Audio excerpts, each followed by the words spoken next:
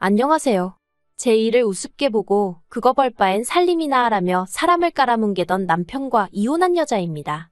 정말 억울한 게 그렇다고 남편이 무슨 한 달에 돈을 몇 천씩 갖다 주면서 저한테 살림만 하라고 한 것도 아니었어요. 겨우 300이었습니다. 300이 적은 돈은 아니지만 솔직히 요즘 같은 물가에 넉넉한 돈은 결코 아니잖아요. 그렇다고 막말로 저희가 어디 비빌 언덕이 있던 것도 아닌데. 남편과는 처음 입사 동기로 만났습니다. 동갑내기로 서로에게 의지하고 힘이 되어주며 직장 생활을 하다가 4년 만에 정식으로 교제를 시작했지요. 하지만 그동안 서로 곁에서 오랫동안 지켜보고 겪어왔기에 솔직히 사귀기 전이나 후나 크게 달라진 건 없었어요. 오히려 사람들의 입방아에 오르내릴까봐 작은 행동 하나도 더 조심스러워졌달까요. 그러다 사귄 지 1년 좀 넘어가던 해에 제가 먼저 퇴사를 결심하게 되었습니다. 저는 원래 제 사업을 하고 싶은 생각이 있었고 직장 생활은 사업에 필요한 자금을 모으기 위해 다니고 있던 거였으니까요. 제가 퇴사 후 사업을 시작하면서 당연히 남편과 함께하는 시간은 줄어들었는데 솔직히 저는 이게 그렇게 문제라고 생각하지 않았습니다. 하지만 남편은 갑작스러운 변화에 좀처럼 적응하지 못하는 눈치였어요. 그리고 그래서인지 넉 달 만에 남편이 프로포즈를 해왔습니다. 저랑 가정을 꾸리고 싶다. 평생 행복하게 해주겠다는 말과 함께요. 그리고 저로서는 남편과 연애하는 동안 큰 문제가 있던 것도 아니고 마음고생을 한 적도 없었기에 크게 고민하지 않고 그 프로포즈를 받아들였네요. 결혼 당시 시댁이나 친정이나 경제적으로 여유가 있는 상황은 아니다 보니 크게 어떤 도움을 받지는 못했습니다. 그래서 저희는 보증금 1억 4천 경기도에 위치한 빌라에서 신혼살림을 차렸어요. 신혼이고 하다 보니 깔끔하게 해놓고 살고 싶었는데 남편이 우리 집도 아닌데 뭐하러 돈을 쓰냐며 워낙 내켜하지 않더라고요. 그래서 제가 인터넷 봐가며 셀프로 페인트 칠하고 타일 깔고 그랬네요. 솔직히 일하고 살림하는 와중에 그런 일까지 하려니 몸이 나만하질 않는 것 같았지만 남편은 싫다 하고 제가 원하는 일이었으니 어쩔 도리가 없었어요. 하지만 겨우 이런 문제로 제가 남편과 이혼을 결심한 건 당연히 아닙니다. 제가 처음 이렇게 사는 게 맞나 하는 생각을 하게 된 건 결혼 후 남편이 저에게 요구하는 일들이 너무나 많았기 때문이에요. 정말 말 그대로 너무나 많아서 어디서부터 어떻게 이야기를 해야 하나 싶지만 그중에서 지금 생각해도 어이가 없는 몇 가지만 이야기해 보겠습니다. 신혼 한 달 차였을 거예요. 남편이 하루는 퇴근 후 집에 오더니 지방꼴이 이게 뭐냐면서 툴툴거리며 싫은 소리를 하더라고요. 그런데 애가 있는 것도 아닌데 집이 어질러져 있으면 얼마나 어질러져 있었겠어요? 저는 하루 종일 방에서 일만 하느라 거실이고 안방이고 다른 공간엔 발도 디디지 못하고 있었고요. 참고로 저는 방 3개 중 하나를 제 사업을 위한 공간으로 쓰고 있었습니다. 그리고 제가 하는 사업이라는 건 의류 판매예요. 판매하루들 사진 찍어서 올리고 주문받고 포장하고 이 모든 과정을 3평 남짓한 작은 방에서 하루 종일 혼자 했습니다. 모르는 사람들은 집에서 일하는 게 뭐 힘들면 얼마나 힘들겠냐 하지만 집에서 일을 하다 보니 조금만 더 욕심내느라 제대로 씻지도 먹지도 못하고 일하는 날이 태반이에요. 그리고 남편이 툴툴거리던 그날도 제 딴에는 저는 못 씻어도 출근하는 남편 뭐라도 아침에 허기 달랠 거 하나는 챙겨줘야지 싶어서 아침부터 바나나 갈고 어쩌고 저쩌고 정신이 하나도 없었거든요. 그리고 이후로 남편이 퇴근할 때까지 방에서 거짓말 좀 보태면 정말 숨도 안 쉬고 일만 했고요. 그런데 퇴근한 남편이 현관에서부터 마치 제가 집에 있으면서 청소도 안 했냐는 식으로 타박을 해대니 듣는 저로선 기분이 좋을 리가 없었지요. 하지만 그때는 그래도 저 사람이 회사에서 스트레스를 많이 받았나 보다 생각하고 제가 앞으론 신경 쓸게 했습니다. 그런데 남편은 거기서 멈추질 않고 자기가 그동안 말은 안 했지만 매번 이게 뭐냐면서 정말 모르는 사람이 들으면 제가 아주 게으른 여편 낸 줄 알겠더라니까요. 그리고 이후로도 하루가 멀다 하고 남편의 그런 잔소리는 몇 번이고 반복되었고 결국 나중엔 제가 폭발하고 말았어요. 나는 집에서 노느냐고. 나도 당신처럼 똑같이 하루에 8시간이고 9시간이고 일만 하는데 왜 나한테만 그러냐고요. 그리고 당신이나 당신이 쓴 물건은 제자리에 놓으라고 소리를 질러버렸어요. 솔직히 그동안엔 남편이 벗어던져 놓은 양말이고 아무데나 놓은 컵이고 그냥 군소리 없이 치워줬었는데 말을 안 하니까 자기는 얼마나 깔끔한지 알았나 보대요.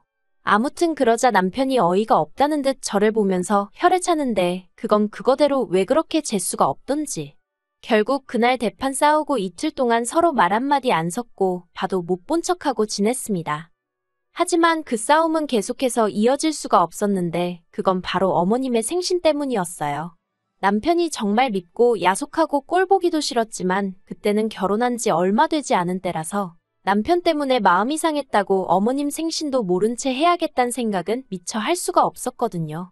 그래서 정말 내키진 않았지만 아무 일도 없었던 듯 어물쩍 넘어가려는 남편을 받아줄 수밖에 없었지요. 그리고 그렇게 한바탕 신나게 다툰 이후로 저는 남편이 어느 정도 정신을 차린 줄 알았습니다. 그런데 또 얼마 지나지 않아 이번엔 도시락을 싸달라고 하더라고요. 회사 구내식당 음식은 입에도 안 맞고 어쩌고 저쩌고. 그래서 제가 그러면 도시락을 배달시켜 먹던지 하면 어떻겠냐 하니까 저더러 어떻게 너는 맨날 돈 쓸 궁리만 하냐면서 그러지 말고 저더러 만들라는 거예요. 그리고 이때 이미 저는 조금씩 짜증이 나고 있었습니다. 도시락이 무슨 한 30분이면 어디서 뚝딱 생기는 줄 아나 싶은 게 어이가 없었으니까요. 그래도 바로 짜증을 내지는 않았어요. 그냥 속에서 스멀스멀 기어 올라오는 화를 누르며 그러면 집에 있는 반찬이랑 해서 간단히 싸줘도 괜찮지 하고 물었지요. 그랬더니 그러면 물려서 어떻게 먹냐면서 자긴 많이 필요 없고 그냥 종류가 다른 3가지 반찬에 국이나 찌개 하나만 있으면 된다나요? 그래서 제가 그걸 아침에 다 하려면 얼마나 걸릴지 생각은 해봤냐고 물었어요. 그랬더니 또 한다는 말이 밥은 밥솥이 하는 거고 나머지는 어머님 하시는 걸 보면 얼마 안 걸리더래요. 이땐 정말 너무 속 터져서 그건 어머님이고 나는 그렇게 못한다 했습니다. 당신이 장가 오기 전까지 직접 당신 손으로 음식 해본 적 없다고 한 것처럼 나도 거의 해본 적이 없다고. 여자라고 해서 무슨 결혼만 하면 갑자기 아무 음식이나 할 수 있게 되는 게 아니라고요. 그랬더니 한다는 말이 자기는 제가 현모양처인 줄 알았는데 여러 가지로 실망이라대요. 그리고 그런 소리를 듣고 제가 속도 없이 도시락을 싸주게 생겼나요? 당연히 안 싸줬지요. 그러다 한 번은 이런 일도 있었네요. 친정어머니 생신이셨는데 솔직히 그때 남편하고 사이가 좋은 것도 아니었고 남편도 가타부타 말이 없길래 그냥 혼자 친정에 갔어요. 그렇다고 남편한테 아예 말을 안 하고 가출하듯 집을 나간 건 아니었고요. 남편에게 친정에서 하루 자고 오겠다고 했죠. 그리고 그랬는데도 남편은 뭐 이렇다 할 이야기가 없었습니다. 왜 가는지, 자긴 안 가도 되는 건지, 뭐라도 사서 가는 건지 그런 말도 없더라고요. 그러니 제 입장에서는 비록 제가 먼저 같이 안 가겠다고 마음을 먹긴 했어도 좀 서운한 거예요. 그렇지만 치사하고 구질구질해서 저도 그런 남편한테 더는 말하지 않고 그냥 다녀왔습니다. 그런데 매일같이 남편하고 한창 날 세우면서 일만 하다가 친정 부모님을 뵈니까 너무 좋더라고요. 그래서 계획과는 달리 하루를 더 있다 가게 되었어요. 그런데 1박만 하고 온다던 와이프가 집에 안 오면 뭐라고 연락이라도 한번 해보는 게 정상 아닌가요? 하지만 남편은 연락이 없었습니다. 그리고 친정 부모님도 왜 박서방은 너를 찾지도 않냐고 물으셨는데 차마 부모님이 걱정하실까봐 거기다 뭐라고 무슨 말을 해야 할지 모르겠더라고요. 그래서 그 사람 지금 몸이 안 좋아하고 둘러댔더니 그러면 남편 옆에 있어야지 여길 왜 왔냐고 친정어머니가 깜짝 놀라시더라고요. 아무튼 그래서 마음 같아선 3박이고 4박이고 더 있다가 가고 싶었는데 어쩔 수 없이 집으로 돌아왔어요. 그리고 그날 밤 퇴근한 남편이 저를 발견하더니 뭐라는 줄 아세요? 제가 없어서 밥을 한 끼도 안 차려 먹었다면서 저더러 밥 좀 차려달랍니다. 그리고는 장모님이 뭐 반찬 같은 것도 안 챙겨주셨냐면서 사위사랑은 장모라던데 너무하다는 거예요. 어이가 없었습니다. 자기가 무슨 67살 먹은 어린애도 아니고 어떻게 제가 없다고 밥을 한 끼도 집에서 안 차려 먹을 수가 있는 거며 그렇다고 해도 와이프가 자기한테 말도 없이 2박 3일을 친정에서 보내고 왔는데 솔직히 남편이 저를 보자마자 왜 말도 없이 더 있다 왔냐고 화를 냈으면 그것도 그것대로 짜증은 났겠지만 적어도 이렇게나 실망은 하지 않았을 것 같아요. 그런데 화는커녕 저를 보자마자 밥부터 찾는 남편을 보고는 도대체 이 사람은 나를 뭘로 생각하는 건가 싶어서 어이가 없더라고요. 뿐만 아니라 그 와중에 사위사랑은 장모라니 자기는 정작 장모 생일도 기억을 못하고 있었으면서. 그래서 헛소리를 남발하는 남편을 경멸스런 눈빛으로 한번 쏘아보곤 그냥 안방에 들어와 버렸습니다. 그러다 결정적으로 제가 이혼을 결심하게 된 건 남편의 썩어 빠진 정신머리를 알게 되면서예요. 남편이 하루는 술에 취해 들어와서는 저더러 야, 너 그러더니 네 통장 좀 가져와봐. 얼마나 버는지 한번 까봐. 그러대요. 그리고 황당한 제가 왜 알아서 뭐하게 하니까 저더러 지금 하는 그 사업인지나 발인지 그거 때려치고 집안일이나 하랍니다. 자기가 한 달에 300만 원씩 꼬박꼬박 벌어다 주고 있는데 가장 대접도 못 받고 열받아 죽겠대요. 그러면서 저더러 너 돈 100만 원이나 버냐면서 그거 꼴 같지도 않은 돈 번다고 집안일 소홀히 하고 그거 끼니마다 반찬 좀 다르게 하라니까 그것도 하나 못하냐면서 일 때려치랍니다. 그리고 가져다 주는 돈으로 조신이 살림이나 하라나요? 어이가 없어서. 하지만 술 취해서 지가 뭐라고 떠드는지도 모르는 인간하고 도대체 무슨 말을 하나 싶더라고요. 그래서 됐다고 술 깨고 이야기하자 했습니다. 그리고 이튿날 마침 주말이기도 하고 그래서 허심탄회하게 이야기를 해보자. 이렇게 분위기가 잡혔습니다. 남편은 자기가 전날 밤 뭐라고 짓거렸는지는 생각도 안 나는지 저더러 술 좀 깨게 술국을 끓여달라는 헛소리를 하길래 먹고 싶으면 시켜 먹던지 해 먹던지 알아서 하라고 했어요. 그랬더니 혼자 또 한숨을 푹푹 내쉬면서 자기가 무슨 ATM으로 보이냐입니다. 그래서 제가 남편더러 당신은 한 번이라도 우리 살림이 어떻게 굴러가고 있는지 생각해 본 적은 있느냐고 했어요. 그랬더니 그게 무슨 소리냐며 알아듣게 말하라고 성질을 내대요. 그래서 제가 우리가 지금 적금은 얼마나 들고 있는지 보험이며 각종 공과금이며 양가에 드리는 용돈이며 당신이 끌고 다니는 그 자동차 유지비며 그게 정말 300만 원으로 충당이 된다고 생각하냐고요. 그랬더니 남편이 한다는 말이 그럼 뭐 제가 벌어서 끽해야 돈 100이나 보탰냐입니다. 그리고 그때 그런 생각이 들더라고요. 이 사람은 나를 얼마나 얕잡아 보고 있는 걸까? 그리고 말이 나왔으니 말이지만 결혼하고 얼마 지나지 않아 아버님이 쓰러지셨어요. 그러면서 사회활동을 전혀 할 수 없게 되셨고 그래서 친정엔 30만 원 드리면서 시댁엔 80만 원씩 챙겨드렸습니다. 그게 다가 아니었어요. 저희 둘이 결혼하던 당시 남편이 저와 상의도 없이 전액 할부로 전기차를 샀었거든요. 그래서 그 차 할부의 유지비로만 또 돈 100은 우습게 나가고 있었죠. 이것만 해도 벌써 200인데 무슨 300씩이나 갖다 주니까 집안에 들어앉으라는 소리나 하고 있다니? 사람이 돈에 대한 개념이 없어도 어쩜 저렇게 없나 싶은 게 갑갑해서 화가 나는 거예요. 그래서 결국 제가 꼴랑 돈 300 가지고 당신이야말로 유세 좀 작작 부리라며 이렇게 사람 치사하게 만들 거면 그냥 헤어지자 했습니다.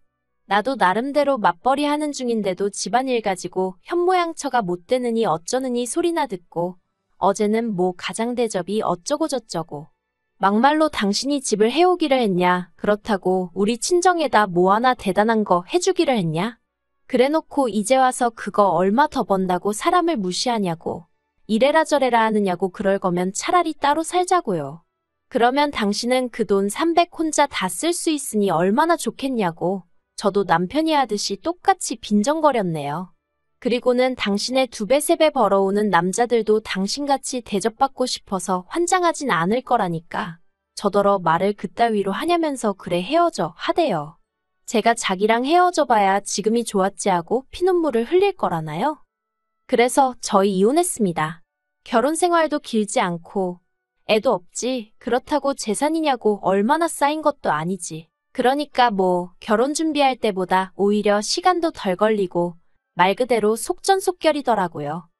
그런데 웃긴 게 이혼하고 2달쯤 되던 때 그러니까 제가 사업한 지 꼬박 2년하고 2개월쯤 되던 때였거든요.